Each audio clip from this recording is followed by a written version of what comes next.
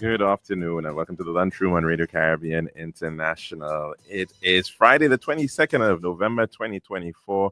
It's program number 1289, and I'm your host, Calixte George Jr. Of course, it's also St. Cecilia's Day. It's a feast for musicians, so wishing all musicians, artists, creatives in music a wonderful, wonderful day. Now, of course, if you want to call and tell us what's on your plate today, the number to do so is 452 3046. Again, 452 3046. And you can also reach us on WhatsApp. You can message into 724 0008. And if you also want, you could call in on that WhatsApp number. And again, that number is 724 0008. Now, a bit of history for today. Back in the year 1497 AD, Portuguese navigator Vasco da Gama rounded the Cape of Good Hope on the first voyage from Europe to reach India. In the year 1926, on this day, an imperial conference ended granting autonomy within the British Commonwealth. 1963, on this day, November the 22nd, saw the United States President John Fitzgerald Kennedy assassinated by Lee Harvey Oswald, and that was while riding in an open-topped motorcade in Dallas, Texas. 1969, on this day, saw the isolation of a single gene being announced by scientists at Harvard University. And 2005, on this day, saw Angela Merkel becoming the first female chancellor of Germany. We now move on to our dish of the day.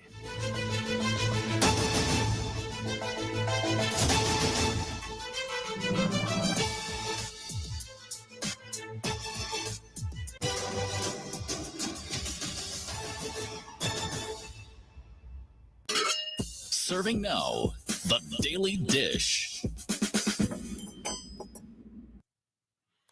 Well, of course, as I mentioned, a happy feast of St. Cecilia to all musicians out there.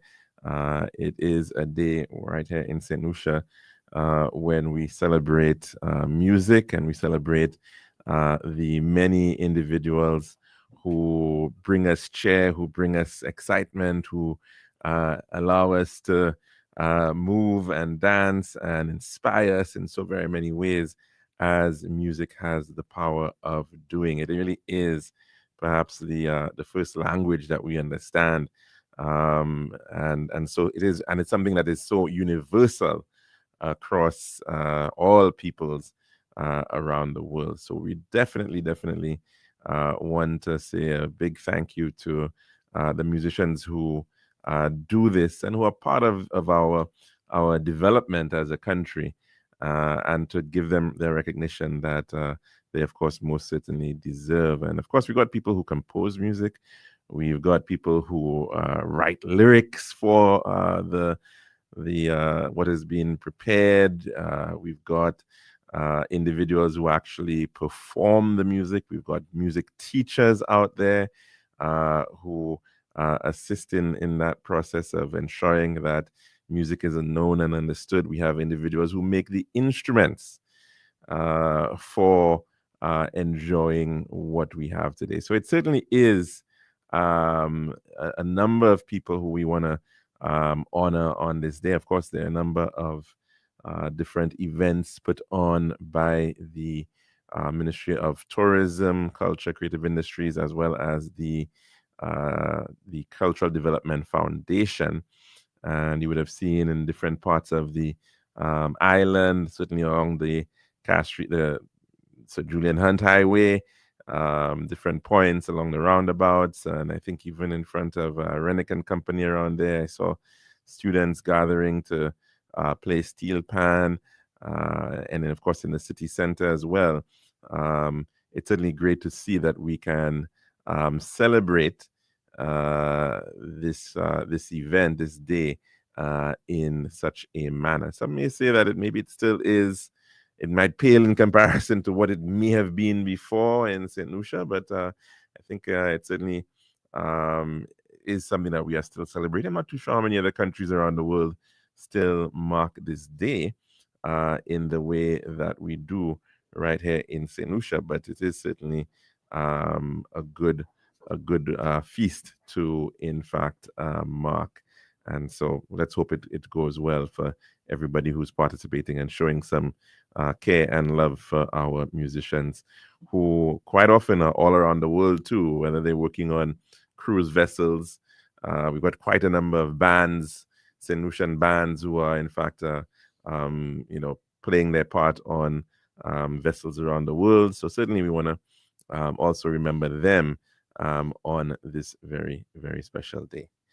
Now, also, as I mentioned yesterday, was in fact, actually, it wasn't yesterday, it was actually 2 days ago now, and I mentioned it yesterday, GIS Day, Geographical Information Systems Day. And for many people, will be like wondering, what is that? I think we're understanding the importance of GIS a little bit more nowadays, because it certainly does impact our world in so very many different ways, and particularly, of course, in fields that require geographical information. So, of course, we perhaps are very more familiar with maybe the study of geography in the first instance, but then we understand surveying, and we also understand maybe planning, and we understand that these things sometimes have geographical limits. Of course, it's how do we understand our Earth, and of course, there are many different sciences that we use to try to understand our Earth. But of course, mapping the Earth, mapping space, is also really, really, really important. And the progress has been made over the years in terms of doing just that. There was a time, that human beings didn't actually have maps in the way that we think of them today. And even back in Sumerian times, there's a very interesting, the Sumerians had these, this is, of course, Sumeria is a very ancient civilization in Mesopotamia, right? In modern day Iraq, in between the Tigris and Euphrates rivers.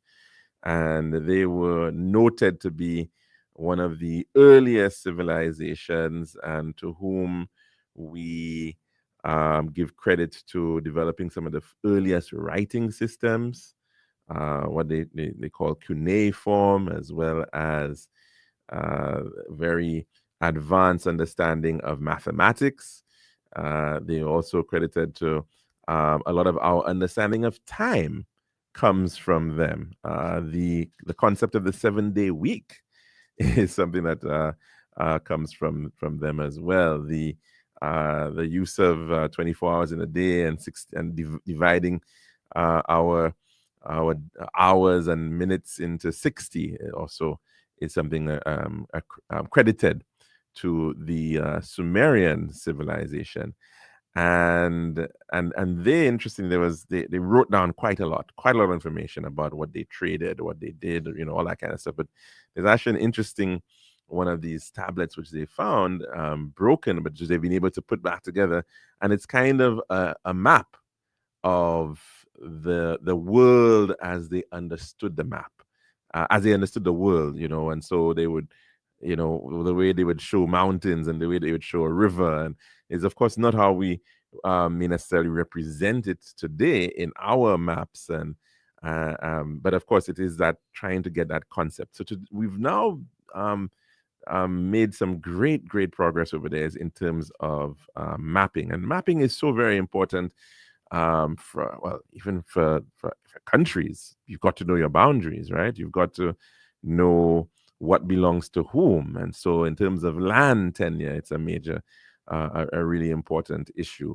From a political perspective, it's important. But of course, for military purposes, it's also where we saw a lot of progress made in terms of mapping. And so it is certainly a really important field, which has so many applications in today's world. And I think we've now come full circle where you have platforms that are available which assists people in their, in their everyday, pursuits. How do I move from one location to the next? How do I get directions?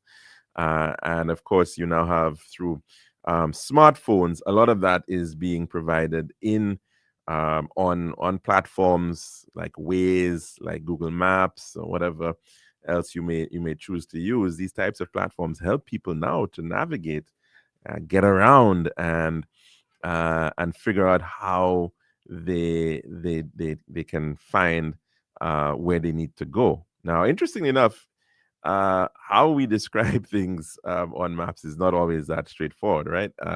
In much of the world, the Western world, addressing systems have developed over time, and in fact, it's I would say, I suppose it's pretty widespread, but of course they differ even in from this United Kingdom to the US, and of course that is a major issue which we've spoken about so many times in St. Lucian context, but we've never really gotten to the point where we actually do have an addressing system in that way.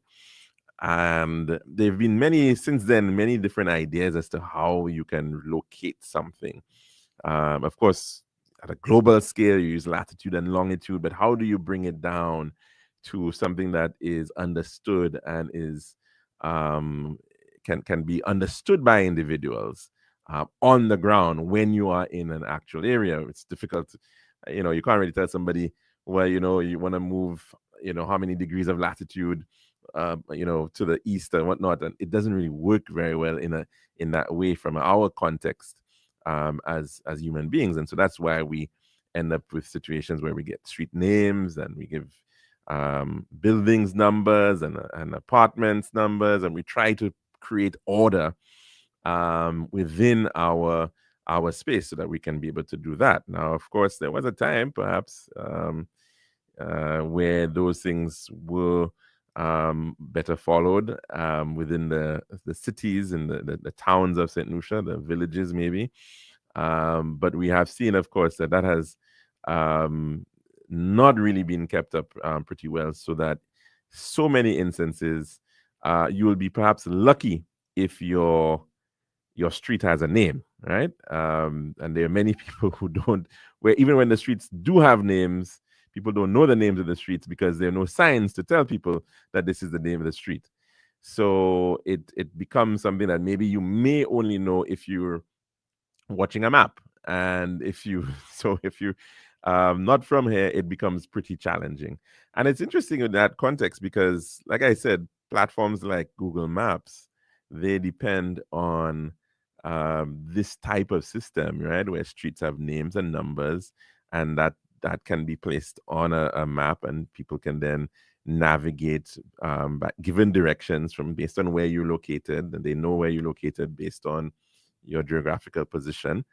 That system being in place thanks to all these wonderful satellites out there, and we can move around. And of course, it's also based on telecommunications networks. So they do this thing called triangulation, which gives you a location based on 3 or 4 points where you actually have cell sites. And so then based on how long it takes to get to that, you know your location. So it's all done thanks to computing, thanks to the wonders of telecommunications. And of course, we can get around in that way. But on the ground, you still need sometimes these very basic things like signs and numbers, or signs again, numerical signs, that is, on buildings to be able to tell you where to go. And of course, we perhaps as a small country sometimes don't think it's necessary, and we get around in different ways. And so you may quite often be told, well, you're going to go to the street where this store is located, or you got to go to, past the mango tree, and if you've gotten to the coconut tree, well, you've gone too far. These types of directions, of course, very, very common in our context. But it's not only here, interestingly enough, that these types of directions exist. It's also an issue in India, right, which is similar in that context to us, where they in fact quite often don't have street names and or street numbers, and there too, Google is trying to address the matter by in fact providing information based on how people in fact um, get from one point to the next, and that's through landmarks, right? That tends to be what we do in a St. Lucian context. You go down past the cathedral, you go past the square, you look for the big supermarket, or you look for a particular store in town. You might look for Access, or you look for Stardust, and that's how you somehow know where you're at, and so that is actually an attempt right now. In fact, Google is actually trying to even take that on in terms of how it provides directions. So as it is right now, if you in St. Lucia, for example, because they don't have that system here as yet, it'll tell you, well, you need to travel for 3.5 miles along such and such a road, and then you take, and then they'll tell you, well, you take the next left onto whatever street, and of course, it becomes not that easy when we don't have proper street names, right? So that's where it becomes, when you're going down some unnamed street, and it's not really very clear as to how, at what point you have to turn off, right? So it is certainly something that is important from that context. But of course, GIS, geographical information systems, are so very much more important for economic development and for planning, for urban planning, for regional planning, to know where things are located and their scale and size. It has to be measured. And let's face it, a lot of our economy is in fact tied to the land, right? We, of course, once we're an agricultural based economy, and that definitely has a lot to do with the amount of the acreage or the amount of space that's available and how you lay out your fields. And GIS is important in those areas too. And so, beyond that, though, of course, when we're now talking about real estate, and issues such as, how do you come out with reasonable estimation of values of property, right? How it may be done in most other parts of the world is that you actually have available the values of the sale prices of the properties in an area, and you can actually compute based on that algorithm. You get an estimated projected value for what a property should be worth, just based on the area that you live on. So there are a lot of course, it's a lot more complicated than that, but that's the general gist of it, and how, of course, geographical information systems can certainly help tremendously in that regard. There have been attempts, of course, to get people to be more involved in actually doing mapping. So, once upon a time, mapping was done by a surveys department, by some cartographers who would go out and they'd prepare these maps. But in today's world, you actually have effectively almost real time developing of information, because what a map is really just how do you represent information within a particular frame, a particular using geographic framework, right? And so when you now have the ability for people to begin populating that, it really helps a lot in terms of keeping information relevant and quick and whatnot. So that is being done, and there are a number of platforms that are being promoted to do that. Open Street Maps, to be able to share data and information for development, certainly is in everybody's interest to be able to have better maps and to have geographical information systems that can, in fact, assist in developing a better society. In the case of St. Lucia, we've seen major planning challenges over the years, and still they exist, no doubt. and this is a really important tool to be able to make more sensible decisions, more accurate assessments, and so there are a lot of applications involved in this. Government, for example, can decide, well, where do I want to place a polyclinic, right? Where do I want to locate, something that is important for, public functions, maybe a civic center, or your next, where do I want a road to be aligned, and what are the implications there?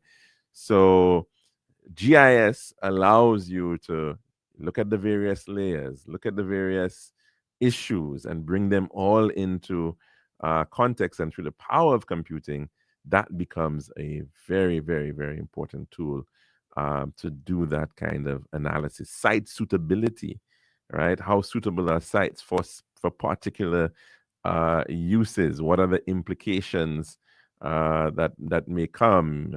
What are the issues in terms of geology? And so even things like geological maps become very important. Land use mapping becomes very important. Rainfall, drainage mapping becomes important.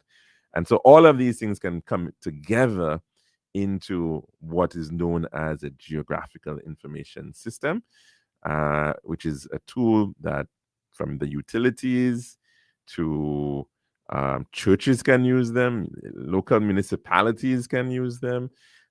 Really, it is a tool for everybody, for business as well.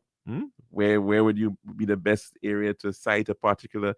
You might want to open a pizzeria, or a Creole restaurant, and are there other such entities in that area, in that market? And so that's where, of course, again, the power of GIS comes in, and certainly it's a tool that I think we certainly can stand to benefit tremendously if we take it on across the board, in terms of how we plan, how businesses plan, how the country plans its affairs. So that's my little spiel on GIS, of course, and that's our dish of the day as well. When we come back, we'll take in our weather report, and then we'll open up the lines, and we also have some other things to touch on, which is happening in our neck of the woods right here in St. Lucia. So that's our dish of the day. This has been The Daily Dish. Thank you, Calixte. It's now time for us to take a look at the latest weather report as of 12 noon today. The weather report is brought to you by Island Style Talent Bath. Island Style, yeah. We got the time to make you go. We got the time to make you say, yeah. We'll have to make the right choice. Island Style, whoa. We got the time that will make you happy. Island Style, oh yeah. We make your dream come alive in Island Style. We have times and princess, pieces and grow. Everything you need is on the house out. For the best price and the latest style. Take a little drive down to Island Style car. We got the time to make you go. We got the time to make you say, yeah. Quality rice, service choice. It's all an Island Style. Visit us at our showrooms in Bellarosa, Rodney Bay, on the John Compton Highway, Cass Street, and behind Ruby's Gas Station on the Library Viewfort Highway. So call us on 450-452 or 453-TILE. Island Style, Tile and Bath. When you think tile, think Island Style. This is Radio Caribbean International. It's now time for the weather news. Let us now take a look at the latest weather report as of 12 noon today. It's the 22nd of November, 2024, and the forecast of the hour is Glen Antoine. The forecast for St. Lucia valid for the next 24 hours. The winds blowing from the east near 13 miles per hour or 20 kilometers per hour, and the weather partly cloudy skies becoming cloudy at times with a few showers. On to the marine forecast for seas in a 25-mile or 40-kilometer radius from St. Lucia. Low tide for the Castries Harbor at 26 after 2 this afternoon. The high tide at 10 minutes before 9 tonight. And the VFO Bay's low tide will be at 7 minutes before 4 this afternoon. The high tide at 3 minutes before 10 tonight. The sea is moderate. The waves 4 to 6 feet, the same as 1.2 to 1.8 meters in open waters. For the Lesser Antilles, it's partly cloudy to cloudy skies with widely scattered showers. And the tropical weather outlook. A moderate easterly wind flow is expected over the Eastern Caribbean region during the next few days. Patches of low-level clouds drifting along with this wind flow will cause a few showers to develop during the forecast period. Tropical cyclone formation not expected over the tropical Atlantic during the next 7 days. So again, a moderate easterly wind flow is expected over the Eastern Caribbean region during the next few days. And patches of low-level clouds drifting along with this wind flow will cause a few showers to develop during the forecast period. No tropical cyclone formation expected over the tropical Atlantic, not for the next 7 days. That's the official weather report. Thank you, Glenn. And join us again in the morning at around 6:30. Our next report, official report that is due on the Met on the station at that time. The weather was brought to you by Island Style Tile and Bath. This has been RCI's Weather News. For more information, call the Weather Hotline at 454-3452. RCI 101 number 1. Island style, yeah. We got the time to make you go. We got the time to make you say, yeah. We'll have to make the right choice. Island style, whoa. We got the time that will make you happy. Island style, oh yeah. We make your dream come alive in Island style. We have tiles and thin sets, mixes and ground. Everything you need is on the house out. For the best price and the latest style. Take a little drive down to Island Style car. We got the time to make you go. We got the time to make you say, yeah. Quality, price, service, choice. It's all an Island Style. Visit us at our showrooms in Bellarosa, Rodney Bay, on the John Compton Highway, Cass Street, and behind Ruby's Gas Station on the Library Viewfort Highway. So call us on 450-452 or 453-TILE. Island Style, Tile and Bath. When you think tile, think Island Style.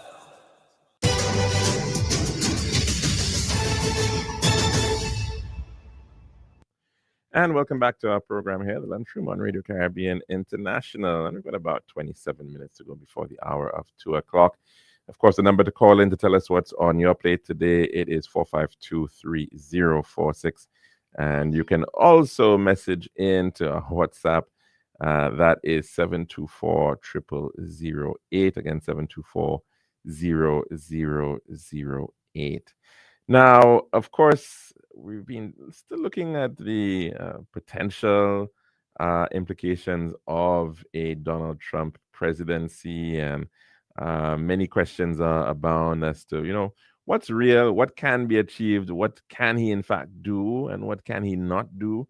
Of course, President-elect Donald Trump has talked quite a big game on a number of matters, including the issue of trade and tariffs, on the matters of immigration, and a whole host of things. But the big question is, what is really, really feasible? But before we get to that, we've got a very interesting clip from the Wall Street Journal. Let's just take in a call at this time. Good afternoon. Welcome to the Lunchroom. What's on your plate today? Hey, Calixte. Hi, caller. How are you doing? I'm good. Long time.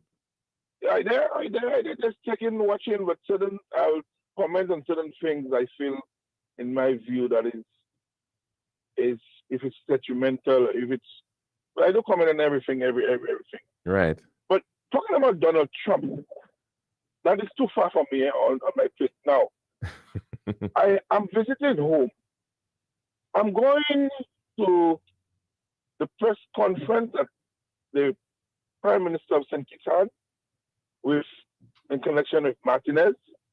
Yes, Philippe Martinez, MSR. And I'm Media. looking at what is happening here. And I'm looking at the facilitators of this, drying our coffers. And you know what? Which one that hurts me the most, Calixte? Is the journalists that are engaged in destroying or helping an outsider destroy and get our country broke for the sake of probably hate dislike, money, who knows? And that is hurtful. And you know, when I heard the Prime Minister of St. Kitts ask for the journalists why they are not doing the research, and any rightful journalist will do the research. But I mean, for Lisa Joseph to facilitate that, and the Prime Minister of St. Kitts actually said that the man goes so far that he pays people to do podcasts, to do this, to do that, to talk, and all kinds. So, am I to say that there are people in the media here getting paid to do that, to destroy this country, man? To take money from our coffers? Now, it's all well and good, Calixte, if a politician is doing the thing, you know. If a politician is doing the thing, that they're doing the thing. But the media is supposed to bring the truth to light and share it to the people as fair and as possible.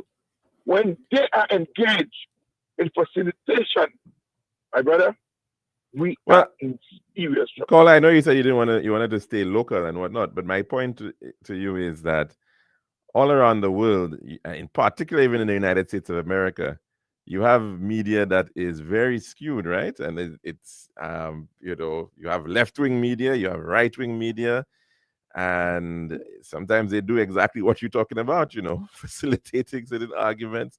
So I don't think we should be too surprised. I don't think we should be too surprised that you are going to have that. I mean, we've had a tradition here. Okay, while I agree that it is everywhere, but that kind of sum that this guy is asking for, to if you want it, and the quote unquote, go away, if you want it to go away, quote unquote. I mean, boss, for media personnel, it's like almost like being paid for your silence, right? Huh? I said it's almost as if they being paid for your silence. Yes, because that's what the Prime Minister said. The guy said to him, if you want it to go away. And actually, that's the same thing he said in St. Lucia. If you want it to go away, we need X amount of money if you want it to go away. And I understand a media house taking a side, a media personnel taking a side, but in that particular one, where someone is trying to drain our coffers and something that is far from the truth, and you try to tie it to our people there, my brother, that's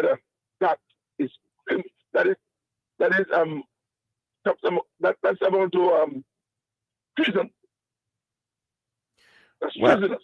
I mean, let's face it. I mean, you will get people who have their positions, their views. If in the case of Mr. Martinez, he believes that he's been aggrieved, he believes that he has been a victim of whatever CIP systems around the Caribbean. I mean, he has taken the step of bringing forward a case within the United States.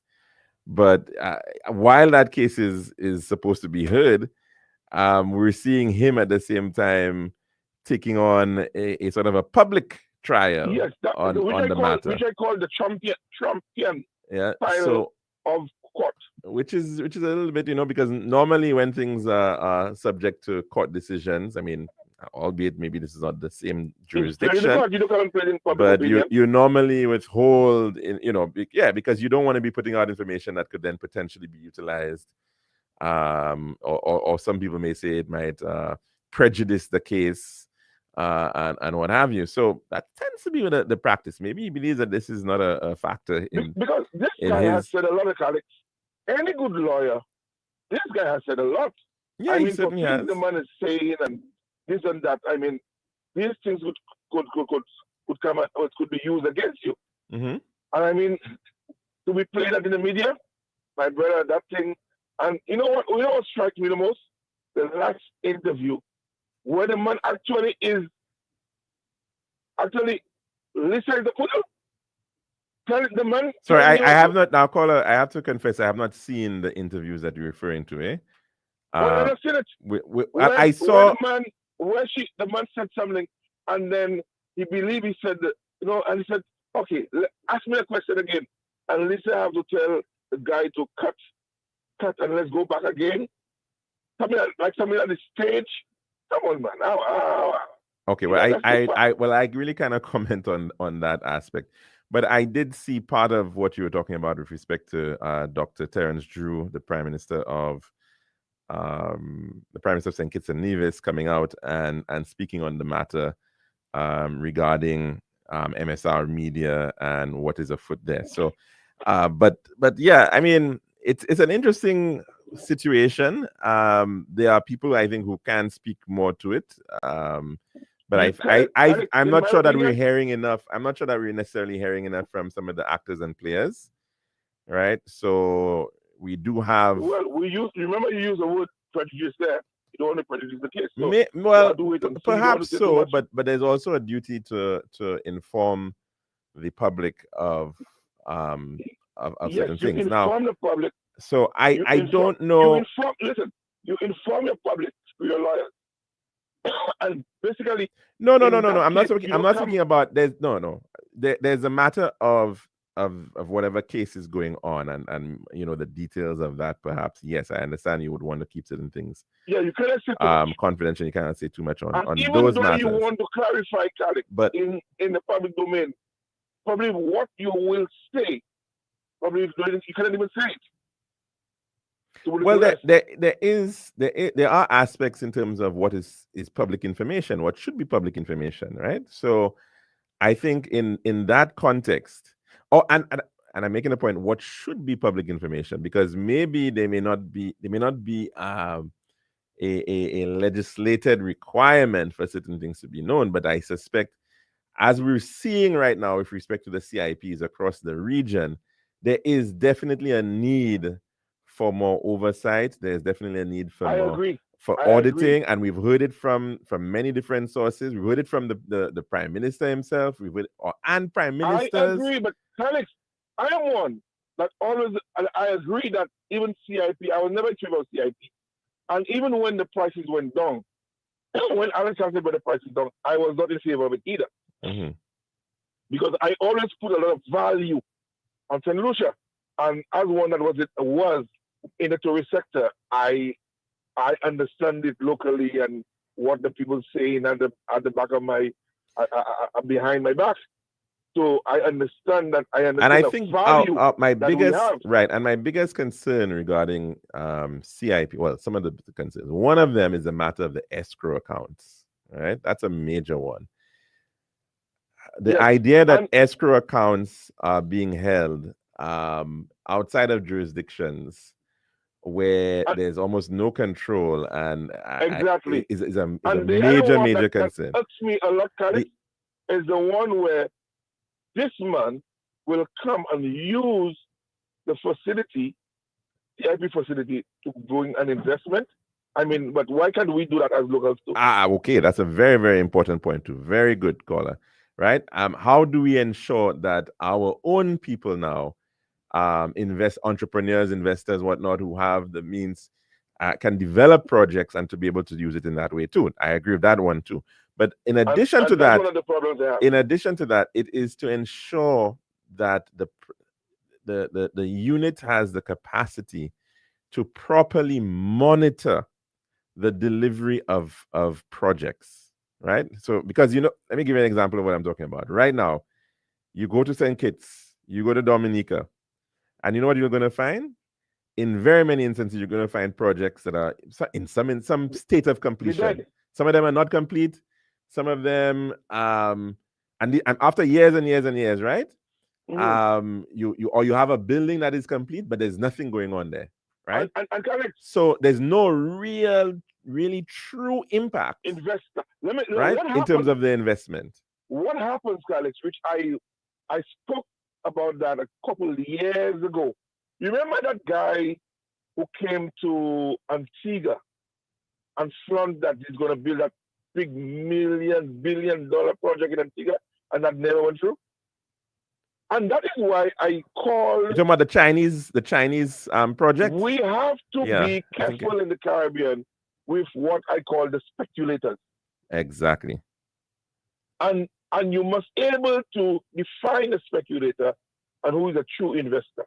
And unless you're able to, that's why you find a lot of these projects are dead all over the place, because they are speculators and they're taking the money from the Caribbean and dig out with it. And that is why I'm saying we could do better. We could give even our locals, we could get them involved in this program. And especially in the case of locals, there's a need for them to actually have the project. You understand? There's actually a point towards what they're trying to do, because they want to see something happen. Every time I listen to the Calixte project, the arrangement in that, but I'm saying, but Calixte, you, myself, and others would be left, because the money is actually using the sale of the passport. Sale of passports, right? So to be able to get the capital to be right, and so we can do that. Well, I suppose that the strength of certain companies like Calixte would be more on the outside, the external side. They probably have the means to be able to promote and to get, But you see, it's a bit of a mixed bag, no? Because I'm not sure Calixte is kind of doing, from what I could understand, both the project as well as the promotion, right, out there. So the promotion is part of part of what you. In terms of having, I'm not saying that you may not be able to do it, Caller, but I'm just saying, and I agree with that point too, over time, you can do it. Because in fact, look at the case of St. Kitts. They've actually set up embassies in Dubai and in certain places so that they can have the market presence to be able to reach out into some of these high net worth individuals who may very well want second citizenships, dual citizenship, right? So I agree with you. The country itself should be thinking about how it can put in the infrastructure to be able to, when I say infrastructure in that very general sense, to be able to reach individuals and to be able to promote the program. So, well, I don't know, Caller. I mean, obviously, this is where it is at with respect to. They must have a rethink. But to my point, I will not stand by and let journalists that's supposed to protect the interests of the people try to promote people who try to take our little money from our company. That's my point. Okay. All right then, Caller. Thanks very much for that contribution on the matter of citizenship by investment. And like I said, it's really to be able to decipher if a company is saying, and this is, again, remember, the basis of what happens under an investment aspect of CIP. A company is coming in, it says it gets an approved project. That project, for argument's sake, is valued at $100 million. What you've got to be fearful of is the risk of padding, effectively, right? You've got to ensure as a unit monitoring it. So it's beyond the issue of doing your due diligence on, applications and that. And this is what, of course, the Citizenship by Investment Unit is well designed to do, right? They can do that very, very well. But in terms of now, I'm not sure as to how well they have been designed to be able to do the project monitoring for these large-scale projects, where, of course, you're talking about $100 million to be spent. And you need then, of course, to ensure that these companies are, in fact, spending the money as they say they have intended to spend it, right?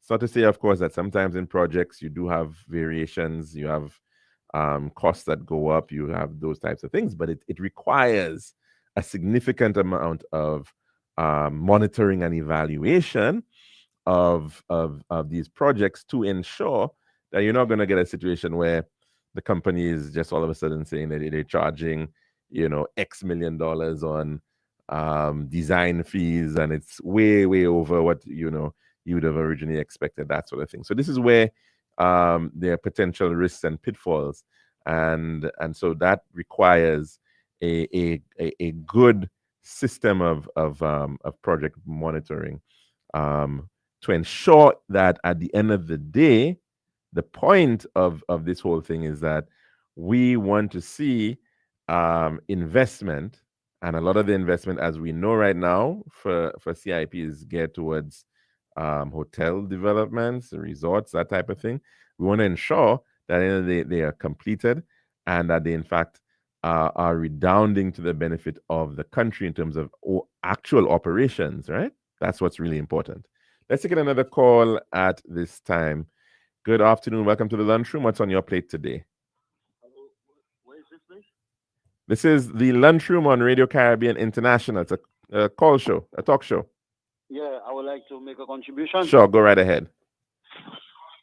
Hi, good afternoon to you, Tim. And no. This is not Timothy Polio. This is Calixte George. This is the Lunchroom on Radio Caribbean International. Okay. I'm not sure if you, I don't know what contribution you wanted to make, but you can still go ahead. Okay, well then I would take the opportunity to make a contribution. Okay, go right ahead. Okay. Well, my contribution this evening, this afternoon, would have to do with crime. Yes. In St. Lucia.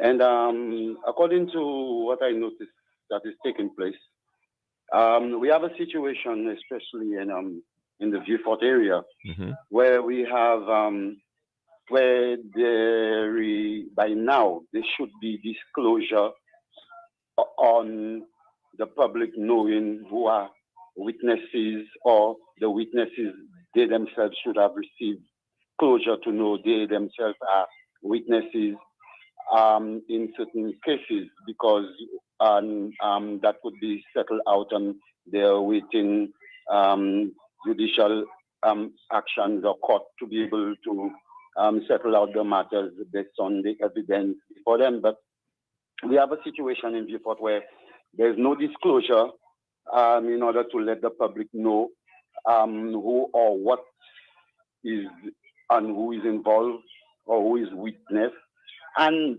public or the persons who are in the situations. What I can see is happening is that there is a propaganda running in the midst of the society in Vieux-Fort, saying, for instance, this one is a witness, and that one is a witness. And it is mere speculation, and the persons are not witnesses, but those who are hunting the witnesses down, you find they would now go and commit real crime against those persons who is propagandally discussed as witnesses, and they are really not witnesses. So I am seeing a prime in the crime by the non-disclosure of the information or the names that should be in the domain of the public in awareness, whether the witness is supposed to get protection over the matter or whatever.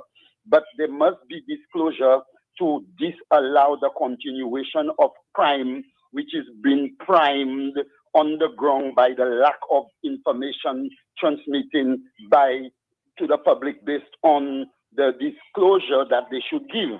Well, so, Caller, if I may say, I don't believe normally the prosecution, the Director of Public Prosecution, that office, nor the police who are in the investigating they don't normally give that type of information regarding who are witnesses to in cases, right? State witnesses. And you can well understand it is because of that very same reason that you're raising that they would not normally do that. So individuals who are in fact going around and suggesting that certain people are witnesses are perhaps doing so very maliciously. And I don't know specifically if there's any law or, to prevent that from happening. But I take your point, of course, that it can very well cause for persons to become targets, and you definitely don't want to see that happen. So, but it is literally happening, because over the week, last week, one gentleman in Vieux-Fort was shot, and I had a personal conversation with that gentleman, and he told me that the talk is they believe he is a witness, and he is true in that he does not have. Is not related to no cases.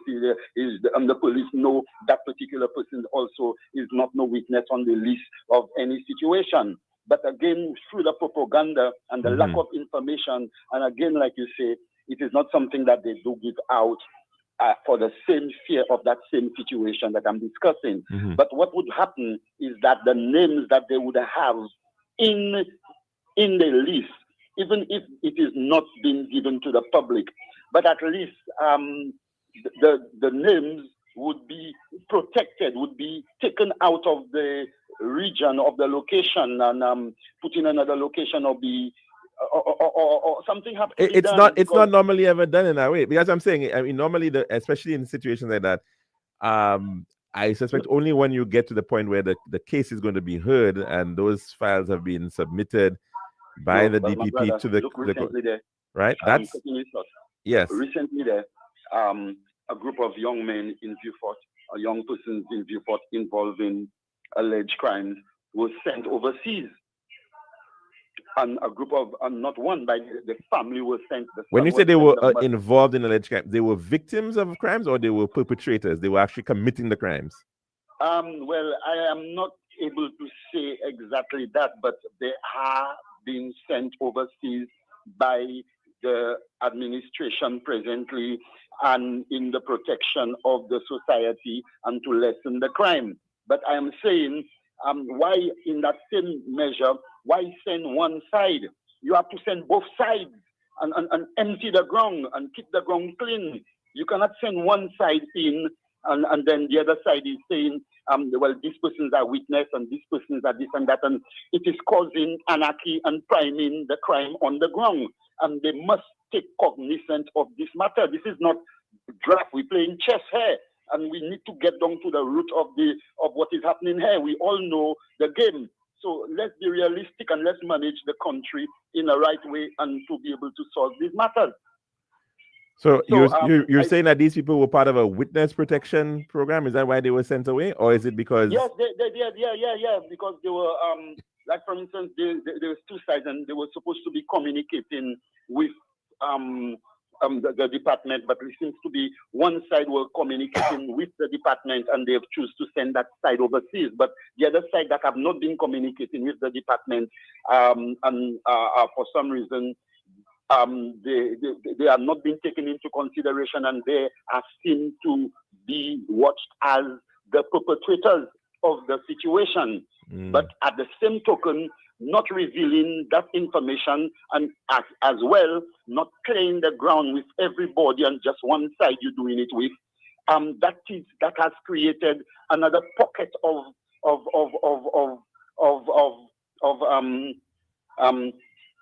mistrust,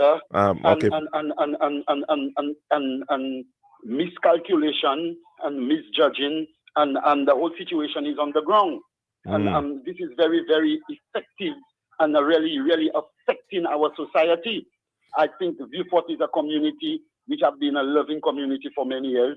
I left Calixte to go to Vieux-Fort to open business, and I've been there from 1988 to 89. And I have seen what have happened and smell and feel and be on the ground and see what is happening.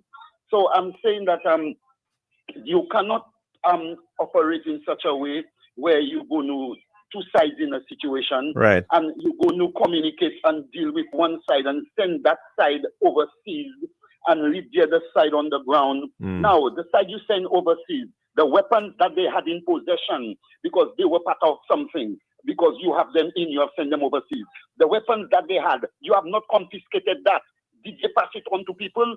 Did they sell it to people in their own location? That as well as they live, there's another group that is rising as well as they departing.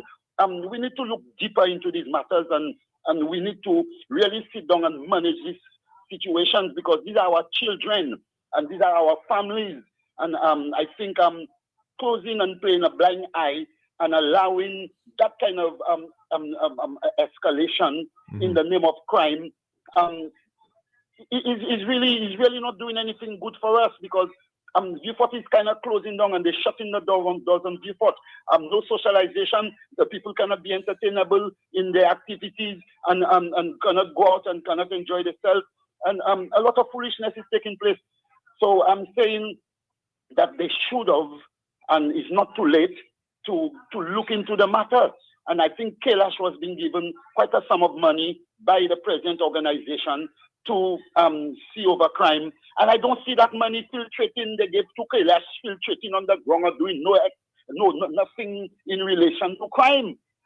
I need to go and have a discussion with him, aligning his mind in connection with what that is going on, because he seems to be working on one side. He have never taken his time and come out from his location and go and visit the other side and find out. They say, I come and visit all today, what's going on? Let we have a talk. Nothing like that. Everybody's stucking up in their location, in the department, and leaving all the hard work for the police to do. No. That cannot be fair, because the Prime Minister... Well, my understanding is that he was not getting involved in criminal investigation or anything like that. It was more to do with social interventions to assist. Yes, but that's right. But and then, so you're saying that that you don't think that there's balance in the assistance, in the social interventions? No, there's no balance, because... Okay. Okay, let's move my view, but let's take your view. So where are the activities, and where is the related activities in our eyes on the ground in relation to the money that we have received in the name of crime?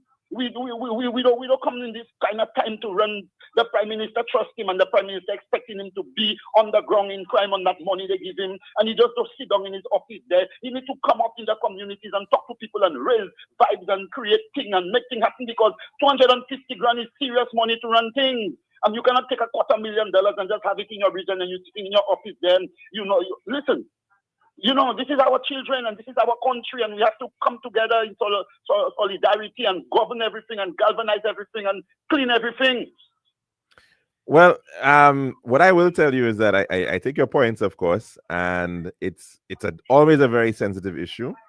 I do believe that you have some very good points in terms of the importance of the various actors to explain, not necessarily giving any kind of details that might be dangerous, right, to the individuals involved. You've got to be very, very sensitive to that. We can go around and perhaps there's some things that cannot be announced, obviously, because of the nature of them, right? But then certainly in terms of generally reporting on some of the progress that may be made, social progress.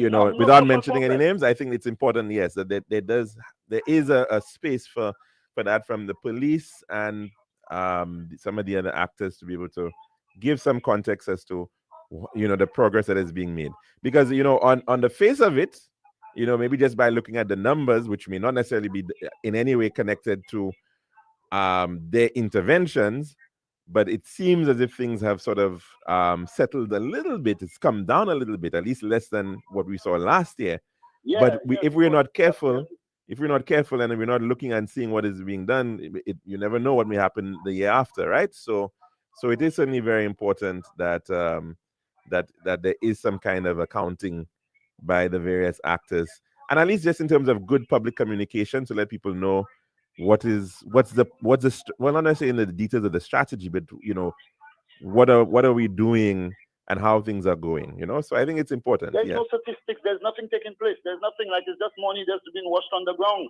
And I don't think the Prime Minister gave him that money in that intention. And I'm not seeing any active, practical, nothing from him on the ground. Well, again, like I said, I mean, I don't know the details as to what exactly was supposed to be done. So it'll be kind of difficult for me to necessarily say whether he's doing or not doing, right? But I think it's important, right, for, like I said, for all, whether it's NGOs, whether it's state institutions, there is, especially when they are given public funds, yes, the public will want to know that they're being well spent. So I think that point is taken. Yes, I could see the gesture, the plan, and the view of the Prime Minister in what he's doing there. But I know that he expects some work on the ground, and maybe he have too much on his mind to see or to look over and to call upon this guy and say, listen, what happening? I give you that money there. What's going on? Nothing running. You're pushing nothing. Your money is just in your pocket sitting there. So I really don't understand. But on another hand, I'll quickly call it because we're already over time.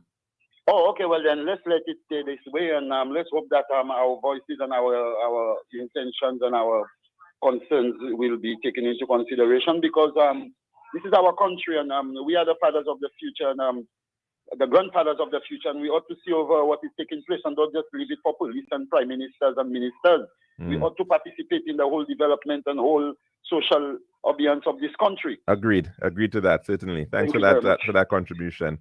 And of course, we're going to have to end it here because we are overtime here at the Lunchroom. We're back again next week, God willing, for another program.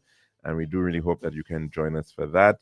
Have a wonderful and safe and blessed weekend, whatever you decide to get up to. Hope it is wonderful.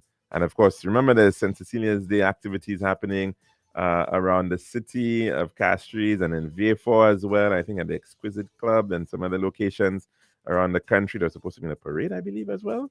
And there's also an event being put on by the Youth Economy Agency at the Constitution Park. It's happening up until, I think, this afternoon, 3, 4, maybe. Yeah, so you can still definitely catch it. It's still going on at Constitution Park. They're showcasing a number of the individuals, the young people, the young entrepreneurs who they've been assisting. So it's a good opportunity to go out and to give some support to them as well. I'm your host, Calixte George Jr., saying goodbye.